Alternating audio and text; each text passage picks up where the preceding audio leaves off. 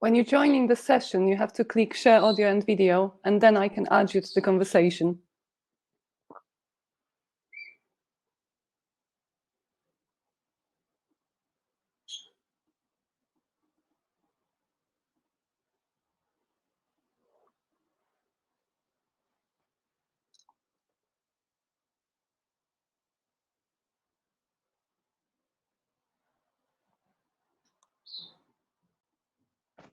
Hello.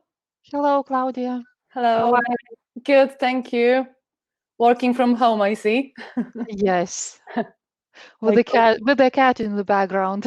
Yeah, I have a parrot singing in the background, so sorry for any jungle sound in the meantime. That's pretty calming, I would say. Yeah, until he starts to scream properly. So we're gonna wait a couple of seconds for more people to join. Hello, Peter. Hello, Anna. Hello.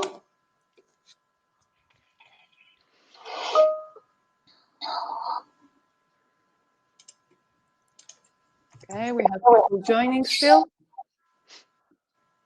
Well, Anna, it is nice meeting you again in this session. Yeah. Was anyone attending Tom's session? Because I hope we're not going to talk about the same stuff.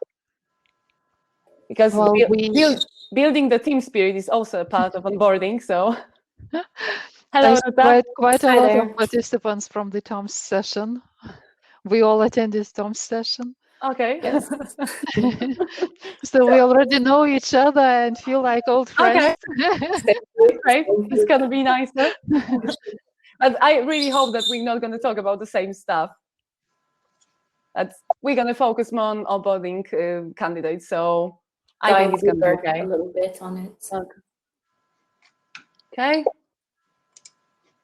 Great. Hello, Roland. Thank you for joining. Pleasure. Okay, so I will slowly start. Like, first thing that comes to my mind if I hear onboarding is always a plane, and I think it's normal to everyone. And in the past, we were having this like a plane, which was our company, and people were joining, they could interact with each other, they were having the same goal they wanted to reach, and all the time they were having possibility to like interact face to face. And right now, they are still joining this plane, they are still joining this company, but they are like closed in the separate rooms, not having like face-to-face contact with each other. So reality changed, I would say, drastically over the last year. And today, during this roundtable, I would like to talk most of the time about the start day challenges, about the team integration at the beginning, and like letting candidates know what the company culture is, also about like a training and learning from other employees, and also about the tech stuff standing behind all of that. So like the tools you are using to make your team more efficient right now during the pandemic. So first of all, I would like you to like mention who are you and give like a short introduction of yourself. You all know each other, but let's do that again. And I would also ask you to mention how many people of your company was working remotely before pandemic, and how many people of your company is working remotely right now, like percentage-wise. So let's maybe start with, first on my list is Anna. So maybe Anna. Hello, everyone. Hello again. For some of you, actually, yeah, I represent MSC Shared Service Center Riga. It's a service center for Mediterranean shipping company. It's a huge container shipping giant, and we do various processes for MSC offices. And I am the Computation Customer Director, and I'm leading department of around 80 people. Before pandemics, actually, I would say less than 1% of our employees were working from home, because we actually had understanding that we can be efficient only from office, and this live communication is essential part of our process. But the pandemic made the change, and in few days we just moved to work from home. It was challenging, but we managed. Yeah, so now actually only 10% of people are in the office because they wanted. Rest are from home. Okay. And Jiran, I'm sorry if I'm reading your name wrong. That's okay. That's usual. So my name is Girene. I represent Software Development Center of Bentley Systems located in Vilnius and also sub-branch in Kaunas. I have a global role. I am responsible in managing graduate and intern programs in North America, EMEA, and also Asia. And I have, well, we are a little bit strange company. We don't have one managing director for Bentley Systems Lithuania, one person formally responsible, but we are 3 semi-formal office leaders, and I am one of them. And talking about working remotely, before the pandemic, we only had one colleague working remotely all the time. We also had some flexibility, so colleagues could work from home when they needed and when they wanted.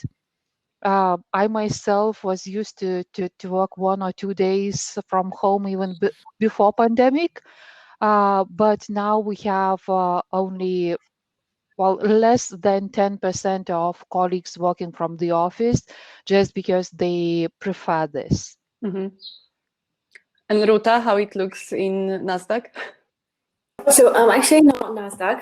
I'm Dexcom at the moment. So this is the latest addition to the GBS family in Vilnius.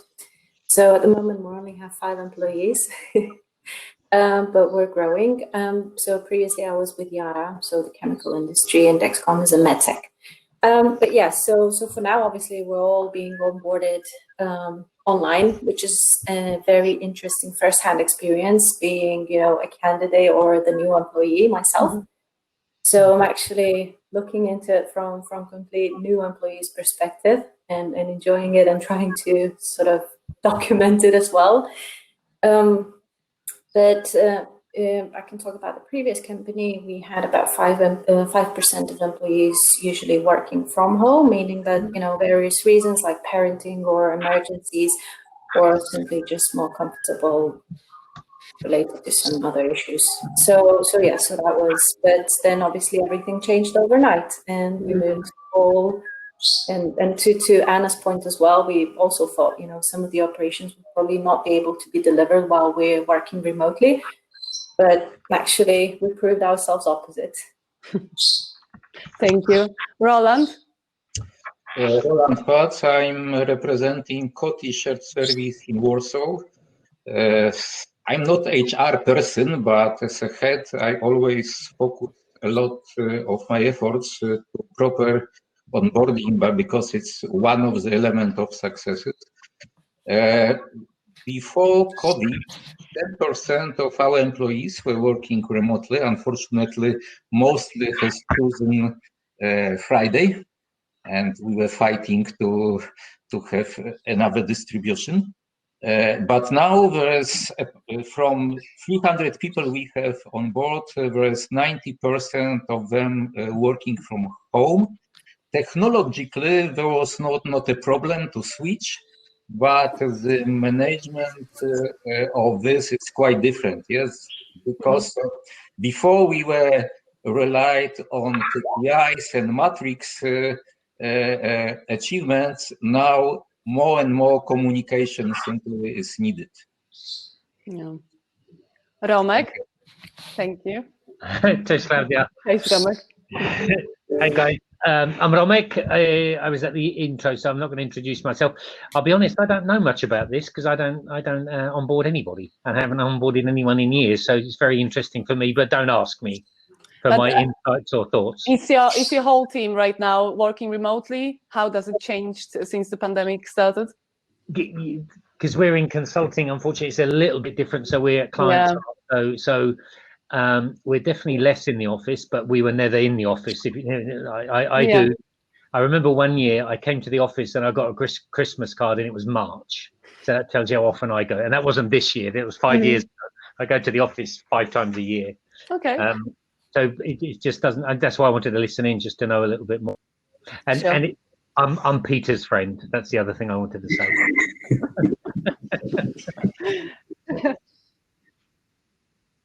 You can send it now, and I'll get it. I can still send you a Christmas card for this year. Great. Peter, could you please tell us more about you? Nicely done. Yeah, sure. So I'm running the Center for ABB in Krakow. I'm 24 years in this extremely amazing kind of sector. Irish, born and raised. Spent quite some years working in different countries, but have been here for the last 2 years. And I'm also running the finance operations across Europe as one of my 2 hats. And I have my elephant here. I hear a parrot. I saw a cat, and I got my elephant. I onboarded him. The day COVID hit Europe. He's there every day. The elephant's in the room. We may as well talk about all the issues. And how about working remotely in ABB? Let's talk about it. Yeah? Everyone working from home? I don't do it. I don't do that personally. I've been in the office probably every day except 3 or 4 since March. Because I kept the place open. It's around 2,000 people here. We're running at around anywhere between 12-15% of the employees are actually in the office at any given time, depending on the time of the month and all that sort of thing. We've onboarded around 550 people since February last year. So we're growing. And I think that was one of Romek's kind of opening keynotes was, are you growing? Or are you kind of, shrinking? We're definitely growing.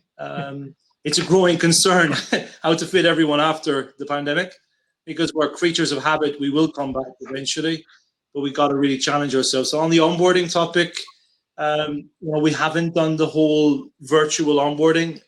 For me, I think it's a process that's been challenged the most, at least if I look at shared services and the big ones. It was a very, I'm going to say it on the line here, a shitty process a year ago. It's not one of the best we have. By this disruption that came into the market, came into the industry, came into our worlds, I'm actually super happy. The team really thought outside the box. How do we get people in safely? It's almost like, turning kind of like a production line in a positive way. All the equipment has never been more timely. They receive their laptops, they receive their VPN accesses, they get a pat on the back and off you go, right? So the kind of virtual onboarding does take place, but more from a functional perspective. But there is a requirement that they come into the office for 3 hours. I want to see them. I don't want to be hiring people that are out there in a virtual world. You never know. We found out that there's a HR director working for ABB that actually doesn't exist. We found that online there a few days ago. True story. So you got to be careful. We're very vulnerable now in this environment as well. So I want to see the people. I want to engage with them, and I personally have met all 500 since. Yeah. Well, actually, like Romek, I'm one of the people who's here to learn above all. But basically, because it ties again into a conversation that Romek and I had last year, March, where indeed he was saying that he wondered how onboarding could be done. And actually, like Peter is saying, also look at the case of Hapag-Lloyd in Gdansk. Centers grew with more people doing more work. And indeed, a lot of the onboarding was done on a remote basis. But my hypothesis is that it's easier done for the more transactional, the more prescriptive work than it is for actually really building new processes, really trying to harmonize stuff that has been on the front line and to transfer it and to consolidate it to the shift of work is easy. I just want to understand how we can do virtual onboarding for work that needs to be lifted, consolidated. And I was hoping to get some feedback on that. This being said, I was in a conversation with a ABSL Czech panel not that long ago, speaking to the people of SAP in Budapest. And they said, for us, this is nothing new. We have been working remote for more than 10 years, but it has to do with the caliber and the technical and the experience background of their people that allows them to indeed mobilize global teams within a week's time. And that is what I was really hoping to hear from you, Klaudia, and from the other people. How do we do the onboarding for stuff that has not been fully designed yet? Yeah, we have to discuss that today. And Andrew Samo is our last one here. Just quickly to not bore anyone, really good to see so many people. I know Roland, it's been a long time. Peter as well, Romek. Just quickly, we cover, as we've seen in the table, but we cover a lot of stories about banking. And in the banking world, what we've noticed is that people working from home are having much more problems when it comes to using technology. And we're not talking about the in-house technology, we're talking about WhatsApp, we're talking about Facebook, and we're looking at how that is affecting people's ability to operate. You know, there's this problem where it comes 5 o'clock, do you turn off your computer? Do you not? Are you in the office? Are you not in the office? And I think people being onboarded today have a different understanding of what is expected from them than they did 2 years ago. And I think it's the expectations that we need to talk to the employees about when they're being onboarded, because that is what is probably the most important. Mm-hmm. But let's start with the first day challenges, because I've heard really sad story from my friend. So he works for the huge global corporation, and they decided to hire one person during the interview process. And this person was offered, accepted the offer, the letter was sent. And after making the vetting check procedure on the candidate, it turned out that the candidate was lying in the CV. So they called the candidate and said, like, don't come to work, like, we won't cooperate with you, we won't send you agreement, we won't send you the laptop. But someone forgot to cancel the courier. And courier came with the agreement to the employee that was supposed to not be hired. And probably this situation was not that hard to resolve because the employee was fired because it was a probation period, but it's hard and kind of like a traumatic at the beginning for the company to face new process of even hiring candidate and sending the equipment to them. How does it look in your companies? Like, are you inviting people for the first day, or you are doing everything remotely? Let me start. Yeah, we definitely invite person for the first day or maybe second day as well to meet team leader and to make sure that all techniques, all this stuff is working well. So the person, if the person takes a company laptop, then of course the first connection should be from company Wi-Fi or cable. So the first day person logs in together with team lead to make sure everything is working. The person has understanding of systems we're working with, and second day is optionally, and then person moves to work from home. Okay. And how does it look in other companies? We have a hybrid system. Some colleagues are onboarded in the office, but some start completely virtually. And the reason for that is the current restrictions in Lithuania. Yes, while traveling between municipalities is kind of pretty restricted, and sometimes it is challenging, especially for young people, to travel to Vilnius if they live somewhere in the province. So in those cases, we send all the equipment to them at home, and then just make sure that they receive all the help needed on their first day. Mm-hmm. So we have done both. Okay. So it's similar to our company, I would say. Now we are doing probably 80% of bonding remotely and 20% in the office, but it depends on the position.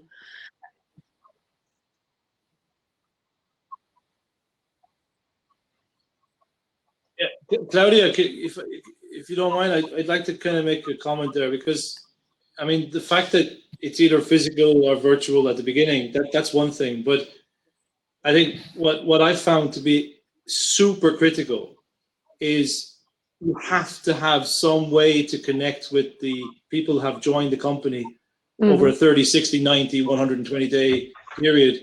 And you have to follow through on that to keep them engaged, to find out how they're feeling. So we have started that program, and I never thought it would be as powerful as it has turned out, because first of all, they get to connect with some of the leadership. They get to have a kind of they feel comfortable to be able to talk about what's happening, and they still have the sense that they belong somewhere, opposed to just off you go and swim into the ocean. So it's difficult. It requires a little bit of thought process on how you want to engage with them. You want to have a bit of a freestyle, or you want to be a bit rigid, and you have different ages and different types of people coming in with lots of experience, no experience whatsoever.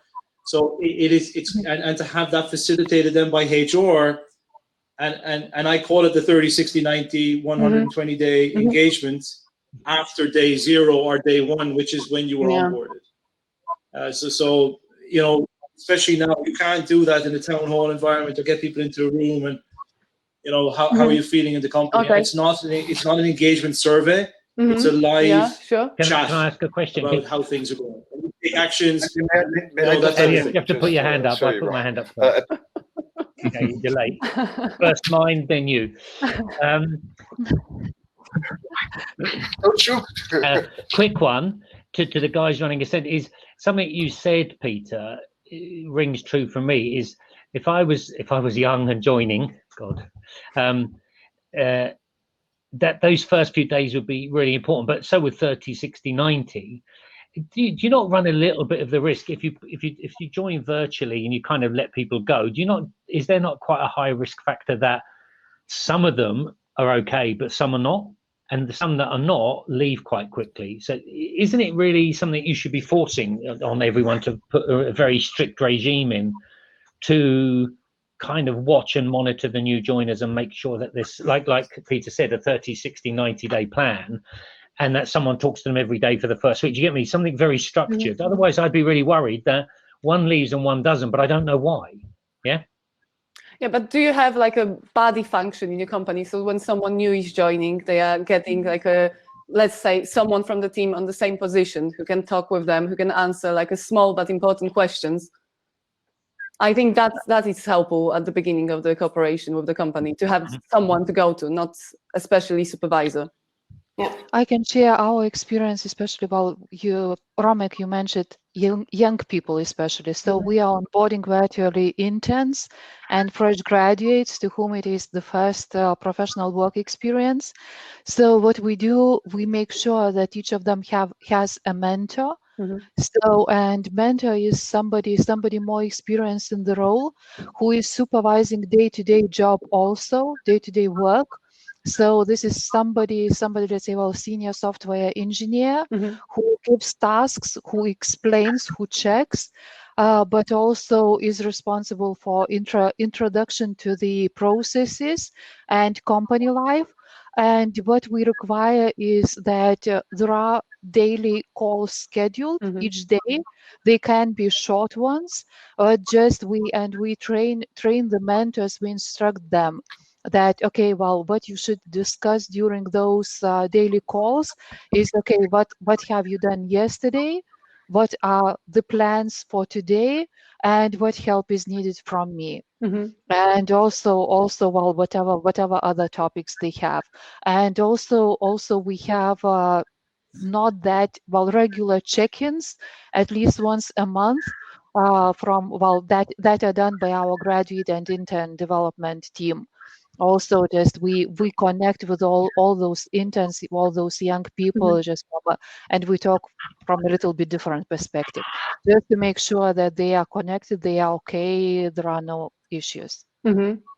And how are you dealing with the training right now? Because before we were all sitting in an open space and we had a chance to like talk to each other. Someone could ask a question, and now we have to call someone to ask the question. And how you make your employees to, like, first of all, so into the company culture. I will mute Andrew because, sorry, for a second I will mute you because there is some like a noise in the background. So people are joining and they don't know company culture. They have to learn that from like talking to other people in like some hours during the day. And what about the untold like rules? Like on the first day, no one is saying like, oh, you can be late 2 minutes for the meeting and you're going to be fired. Or on Friday, you can work in your pajamas. Those are the things we are not working on, we're not talking about, but those are the parts of the company culture. And how we communicate that to the employees, how it looks in your company. Can I share something which I was just mentioning in the comments? Yeah, sure.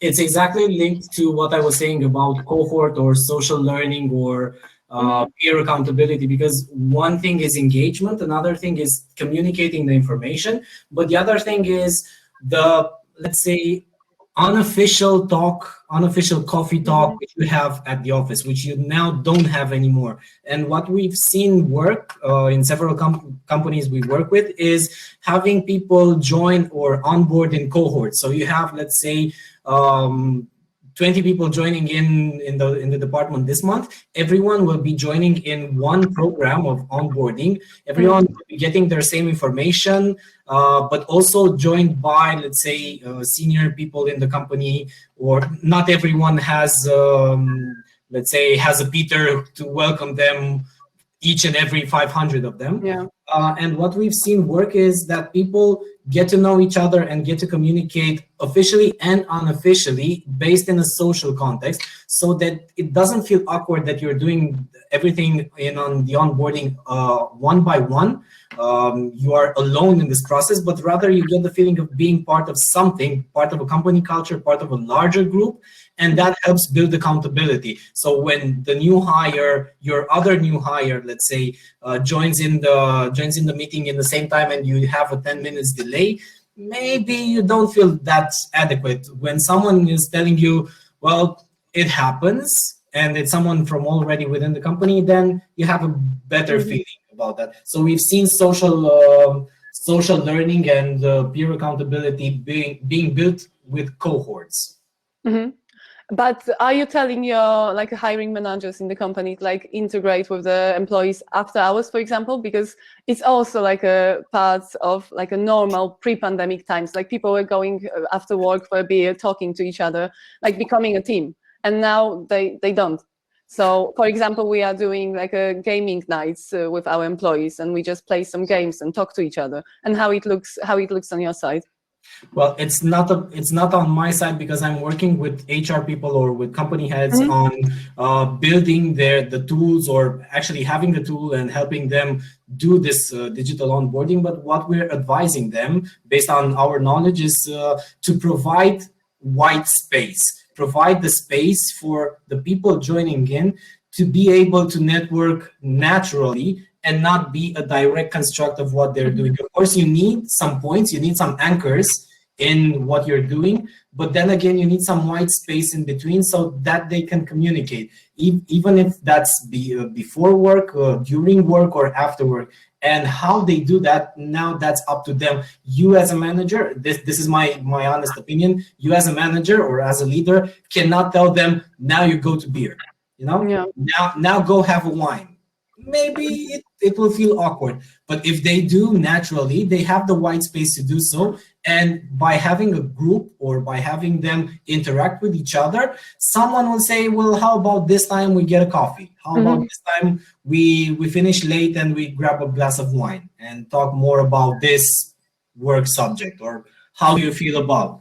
And of course, you can, as a manager or as a team leader or as a direct colleague, or let's say buddy, you can be suggesting activities such as this one. You can be the first one in the company to say, hey, how about we finish 20 minutes earlier, we grab a glass of wine and we just chat about how you feel off the record. And then during the next week, you won't be the one doing that, or you can be the one doing it again. But the third week, you'll let someone else do that. You'll delegate, and then it will flow. Yeah, I agree with that. So maybe I will share also exactly. my experience, because Romek is very right that you can not leave people. Yes, and as a head, I was very often walking to the kitchen, talking to people and so on, or at the corridor. So not topics connected to the work. What now we are organizing? We are organizing virtual coffees where we are touching different topics. We are organizing virtual lunches just to obey only professional activities, because we of course are introducing a new competitions, auctions, just to keep people involved and engaged and be together. But I think this social meaning, what Andrei mentioned, it's very important, yes, because otherwise you are alone at home and doing only what is asked from you. Exactly. And you don't learn from each other. You cannot talk to them, and that's the hard part for someone new joining the company. And what about the a training and introducing to the targets? Did you slowed the onboarding process a little bit because of the pandemic? Are the targets given to the employees a little bit later, or it's the same as it was before? You just use the tech to work with them. For us, it's absolutely the same, as long as the person is able to understand what those targets mean, actually. Of course, we assign targets. Okay. Virtually. Kiran? Sorry, could you please repeat the question? Yeah, about the targets for the employees. Are you giving them in the same time as you did before? So let's say someone is coming after 1 month, they are getting the targets, or you are giving them more time to onboard because of the current situation? Okay, so well, it is pretty hard to give a targets in software development industry. We don't have targets; we have goals. And yes, we do this the same way as we did before, because well, it is discussion between a colleague and his or her mentor, and to agree upon internship goals or quarterly goals, and yeah, the process is the same. Okay. We have also the same process. Team leaders are, of course, in connection with people. What I'm observing, and this was also a surprise to headquarter, that productivity is higher now. And my headquarter Americans were very, very focused on the results, and now they are happy. So it's very, very interesting results from COVID. Okay. time. Okay. Andrew? Andrei, sorry. Andrei, it's okay. I actually have a question regarding the training because I've seen it work downwards with the companies we are working with. Now people are Zoom or Teams or Google Meet oriented day in, day out. And now the training is also in e-learning platforms or in video platforms. And we've seen a decrease in the regular kind of training. Because now for business training, you're not, you don't have the attention span anymore, which you had when you were at the office and having a bit of interaction and then going into training. I'm really curious how you are seeing, you all are seeing this. Is it a decline? Is it something which you can solve through tech, or how do you see it? Someone wants to answer? I mean, it depends, Andre. I mean, it's a good observation. I think people tend to think that training only can be successful if you're physically in a classroom and you have someone standing in front of you. But that said, there's so many different options these days. You know, I think the internal training goes relatively well. A lot of that was there was e-training, we call it, or kind of special platforms put in place as part of the ABB Academy or university in that sense, depending on the different kind of modules for management. I think more the functional training, that is a requirement as part of the onboarding. So there's a certain kind of program you have to get through. Be it the system or the SAP training because of the different systems we have or workflows. So kind of the kind of hard stuff. I think soft can always be done virtually, but it depends. It depends on the maturity of the team. It depends on what role you play. I mean, we have something called unconscious bias right now, and this is a very important thing when it comes to diversity and inclusion. And it's not for everybody. It's for people managers, which we have 250 of them here. And how do I now ensure that they're all going to, be heard when we're having that kind of dialogue on unconscious bias? Very difficult virtually. It's already, there's 18 people minus 18, so that there's 9 people sitting in the queue here, maybe wanting to be, interacting with us, but technology doesn't allow it. Sorry, I'm not trying to, say anything about the forum or the platform we're on right now, but it wouldn't be a preferred platform for training, so to speak. I started using Zoom feature. I don't know when they allow to do that, but you can do the annotations on the screen and you can let people on the call to do that. So when I was doing workshops, for example, last week we had like a 2021 vision workshop. They could write on the screen, they could mark something, and that was actually really nice to finally interact more during the workshop with the employees when we used that tool, because before it was like, can someone say something about, and sometimes people like to share the thoughts, and sometimes they are like scared to say anything. But it was like a screen, and they were writing there. They were more eager to interact with each other and to like give their opinion about it. I tell you now, the user friendliness, the functionalities, we actually have seen an acceleration of probably a year plus in the last 12 months. So it's incredible to see every month a new kind of background possibility, a whiteboard. You know, it's immense. So I think we cannot complain about the technology these days. There's a lot of ways to interact. Keeping up with it is actually not a choice anymore. We have no choice but to do it.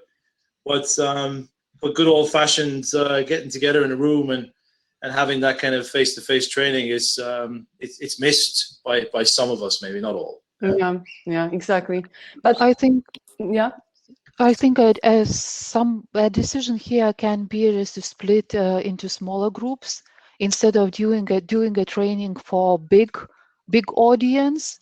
If you want people to be heard and to interact more freely, sometimes even force them to interact with one another, it is better to have a bigger number of small groups, I would say. That's my opinion. I also share a little bit of an insight because we've been just working with Dexcom in terms of our new employee onboarding for 2021.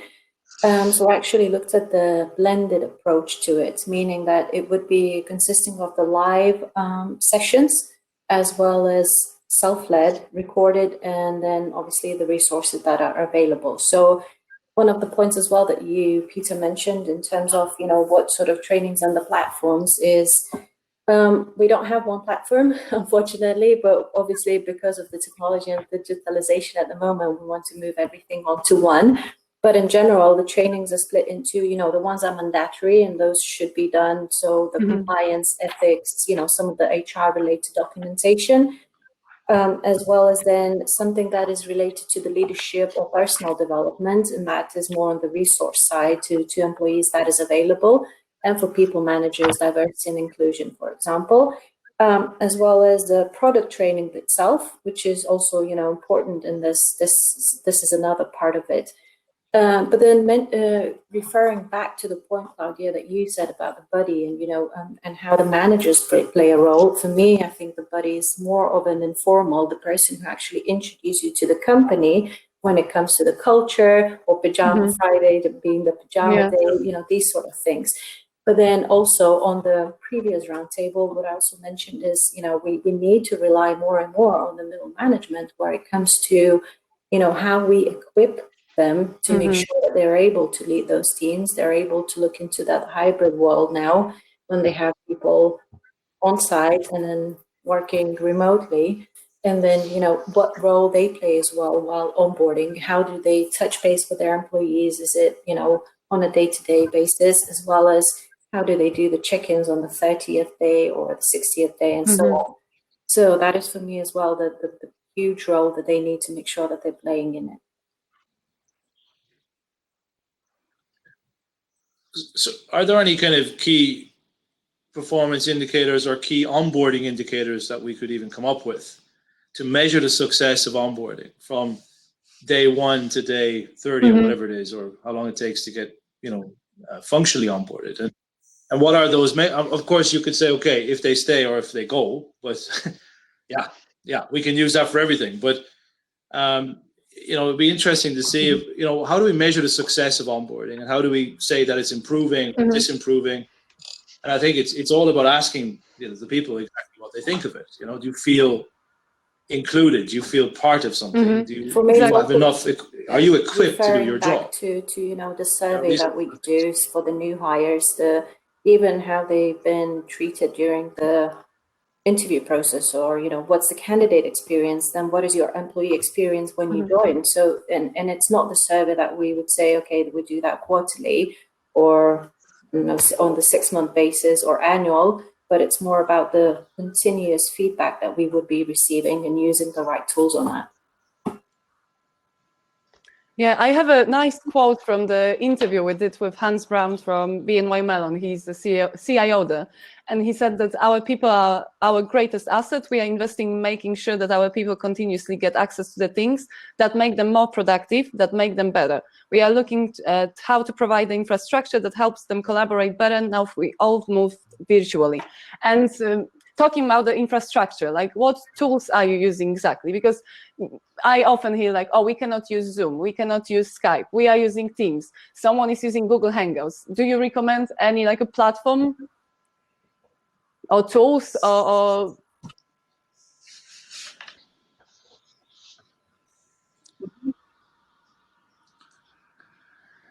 No, I mean, it drives me nuts. I've had 3 different systems. I had to log in, register, do all sorts of things just this week. It's only Tuesday. I wish we would just make up our minds sometimes, but I mean, I think everyone's more fond of Microsoft Teams. It's either Teams or Zoom. I think those are the 2. You know, the market is telling us also those are the ones that are being invested in. And yeah, I wish I bought shares there about a year ago, but yeah, who doesn't, right? But yeah, those are the ones that we're using, and I think we spoke about it in this kind of how do you engage and create this fun on the previous roundtable, which was the yammers, the kind of the different media channels that you have internal and so on. But it has to be Microsoft Teams. I agree with Peter. You know? Teams or Zoom. Yes, this is most popular what we are using. I'll give you an interesting, just if I may, just for maybe just a little story, right? I had a key position open working directly for me last year. And actually I changed my entire, and it's not a reflection of how bad things are, it's actually a good thing, but I changed some key roles around me last year. Natural progression, people moving into different roles within the company. And I had a virtual video call with the candidates, and I did the first round through the video. And there was one candidate where I was like, not really sure. I referred to whoever was interviewing with me. Didn't really come across very strong. Had an interview with someone from outside just to get that kind of outside in view. Not the right one. Still kind of felt maybe let's give the person an opportunity to come to the office and have that second crucial interview face to face. That has to happen, especially if it's a key role. I don't care if we have a plastic wall or something in between us. Yeah. Almost like a prison, right? You're going to visit someone in prison. You got something in between you. At least you see each other. And it completely changed my view of that person. It completely changed my view of that person. That person is the person I hired. And has been one of the most successful hires that I've had in the last 2 years, who's running a team of 150 people. And it just goes to show we cannot and should not rely only on technology to make key critical decisions. It's just, it's don't judge the book by its cover, or don't judge someone based on their video mannerisms. Yeah, if they're sitting there stroking a cat or having, I'm actually an okay guy, no, I'm not that bad. Klaudia, is it just me, but you seem frozen? Or am I? Well, but only for me, maybe. I'm not sure. Can everyone see me moving? Okay, no, fine. Yeah, you're fine, Klaudia. Okay, so we spoke about a little bit about the recruitment process, and why do you think it was very different to meet someone than to speak with someone through the camera? Because for me, like, you see the person when you speak to them. Exactly. You see the person, you sense it. Okay. There's a certain kind of eye contact that you cannot match, and you find out if someone is genuine. Okay, yeah, or eye contact and if they're just great on camera. Yeah, I agree. Yeah, body language is also important. All the things between lines, yes, behavior and so on. So it's different. I prefer to have individual meetings, in such occasions. Okay, because we made couple of hires last couple of months fully digitally. I've met people we hired after 1 month, and I have to say it wasn't bad.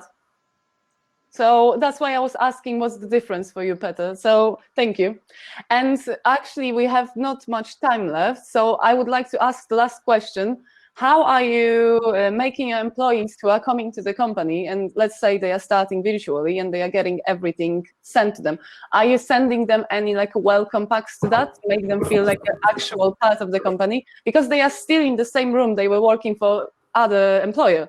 So how you make them feel more involved in the current employer that is hiring them right now? How you work with them? Because I've read recently that one company is sending like chair covers, which are making you feel more comfortable when you sit on your chair. Are you doing anything like that for your employees, or you are not really using welcome packs? Ruta, you were hired recently. How was that? Yeah, I received my laptop at this point, and I was successful because I received before the Brexit. Now we're facing a little bit of issues because it's coming from UK, and there's a little bit of issues with customs. But yes, there is. I also went to the office just to look around because this is our temporary office, and yes, I got the welcoming gift there. When it comes to the equipment and the tools as well, in my previous job, we said obviously we deliver that to people's homes, but then we said if they require to have a chair or the 2 monitors, it's also available for them. So we would deliver based on the request from the employee, because some people don't even have a space to put the normal office chair in their homes. But for those who can and want that, yes, we've done that. And how is it looking in the IT world? Kiran? Okay, so yeah, we of course provide everything colleagues need, and not only new colleagues, but also once we moved to work from home, we made sure that colleagues have everything they need. If somebody needs 2 monitors, they can take them from office, and if somebody needs a comfortable chair they don't have, they can also take their chair from the office. So just to make sure that they are as comfortable working at home as they can. And for those who still couldn't make their workplace at home comfortable enough, we kept the office open, and we have some colleagues working from office constantly. And for new colleagues, yes, they receive the equipment they need, and also we send a welcome pack, some nice company branded stuff. Guys, well, we all like receiving gifts. Everybody likes. So just to make people smile and feel welcome. Yeah, that's a really important thing, I think. And in our business, we have outsourcing, so we have like 2,000 employees working in other offices for delivering services for other people. And we were sending them like welcome packs, delayed welcome packs, because they got them some time after they started, but the reaction was very nice. And despite working on site with the clients, they were kind of like, oh, now I feel like a part of your company, because I have a mug, I have a pen, I have a pen drive. So it's cool to have this stuff and not only be connected with the company I'm delivering services to. So I think it's a really good thing to do at the beginning of the cooperation with the employee, to like just give them something that they can feel like a part of the team, part of the office, despite sitting at home.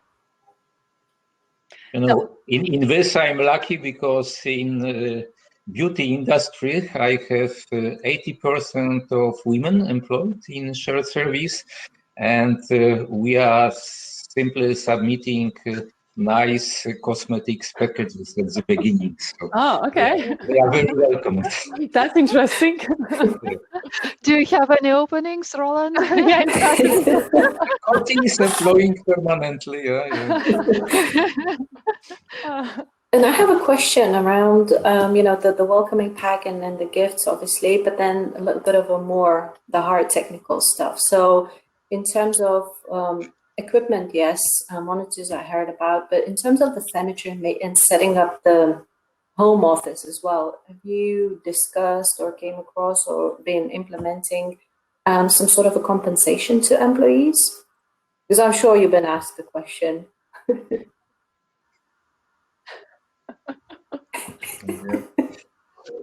That's for sure the elephant in the room. Yeah. it is very, very difficult topic. It drives me nuts, throughout probably the kind of middle of the pandemic, or maybe even, 7% of the way in. I don't know. You can't really say the time because we just don't know. But what I got, and very openly, was a lot of kind of pushback and criticism around internet costs, coffee beans, water consumption, you name it. And it's a majority. Let's also be fair about that. It's a minority, and that I kind of give no comment to that. I did at one stage. That didn't really work out either. So I just I don't give a statement on that. What I do say is that we now know that this is not an ad hoc thing. This is a thing that's stuck with us and will stay with us and has changed things for sure. We have to think about the policy and be careful about the policy, because if you go through the labor code and the labor law that you have, particularly in Poland, there is an onus of responsibility sitting with the employee as well as the employer when it comes to the environment that you're working in, if it is from a home environment. We cannot be, from a health and safety perspective, going around to 2,000 houses checking, everything is up to standard. Now, of course, as you move into your policy, your home office policy or your flexible working policy, it's silly to think that we can stick to 4 days a month. It's going to be much more than that. It's going to be probably twice or even 3 times that, but not for everyone. So you have to come up with a policy that can be applied across multiple functions, depending on their role, depending on the importance. Business continuity still needs to continue. Critical staff members need to have a zoning area where they have no choice but to come into the office. Confidentiality of payroll information. So you're going to have a kind of a balanced policy which encourages people to work from home by throwing in a couple of extra goodies, right? Let's call them goodies, incentivizing the fact that you can work, 150 kilometers down the road and come in every now and again just to check in with the team, as opposed to ones that will be constantly coming into the office. And if they say, I want to utilize the home office for 3 days a month or 4 days a month, as opposed to 10 days, have they got the right to get all those goodies? So it really does, and it's a HR task, of course. You need to ask the employees what they want as well, but not always can we give the employees what they want. We also have a business to run, and we have costs to maintain. So to me, that's going to be a very kind of fundamental change that we need to see and look at carefully, because we all compare to each other. Oh, I heard that they do this. I heard they send a care pack. They're sending slippers because there's no floor heating at home. I don't give a shit. Yeah? I'm not going to send slippers to 2,000 people. So we have to be realistic, and it has to make sense. And we can't give everything, but there's no choice but to address that elephant in the room, and it's becoming a bigger topic. And employees are waiting to see what's going to happen next, and we need to get ahead of this. So it's medium to long term, but we have to probably challenge the government as well on what can they do to help us in this. Because we're encouraging, we're keeping people employed, right? So it's an economic topic. Now, Peter, please tell us about. Sorry, I'm a bit passionate on that one. Come on, mate, please. No, I bought this because of the fact that we're going through a very tricky, sticky situation. So I want people to feel comfortable and talk about what's on their mind. So that's the elephant in the room, an allergy. They can talk about anything with me, and I'll spread it across, the community on these calls. But but it is, why not just have those conversations? It's not always easy, but that people feel I wanted to draw because I think what Roland said was really important. But Roland has a lot of ladies in his business, don't you, Roland? Do you not? 80%, yes, this is beauty industry. And what is that present for gentlemen? Okay, for 20. Yeah, right. No. Boss brand has different products for men also. But as a man, I am sacrificing because I cannot make makeup or different things. Yes, and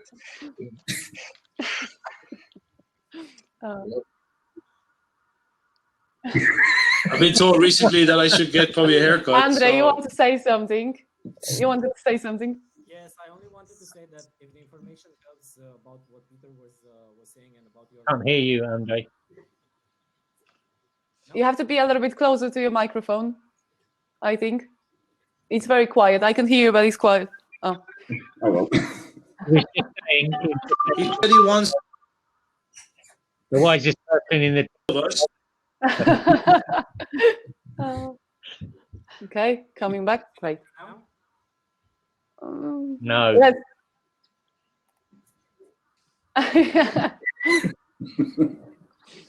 Okay.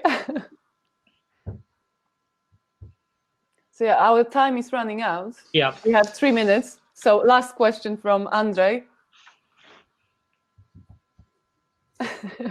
Texting. Yeah. Good, I don't have to text because my laptop is standing on 2 huge boxes right now, so I'm not able to. I'm not able to write. Oh no, the elephant's gone. Oh no! Yeah, right. Disappeared. Sorry, everybody. We have this massive campaign in the UK for the calming bull, and the money supermarket uses bull as an analogy to keep people calm. So that's why I was talking about the bull for a second. It's a very strange advert, really. The government in Romania is providing a support for companies working with remote workforce, something around 300 euro per person. Oh, it's not happening in Poland. No. No. Unfortunately. No. Okay, that's interesting. Okay, I think we have to finish. It was very nice to have you all here. Thank you very much for joining my roundtable. And hopefully we're gonna meet sometime in the future and discuss in more details everything we started today. So thank you very much. Thanks, and Klaudia. I wish you a nice rest of the event. Thank you. Thanks, Klaudia. Bye. Klaudia. Thanks, Klaudia. Thank you. Bye-bye. Bye.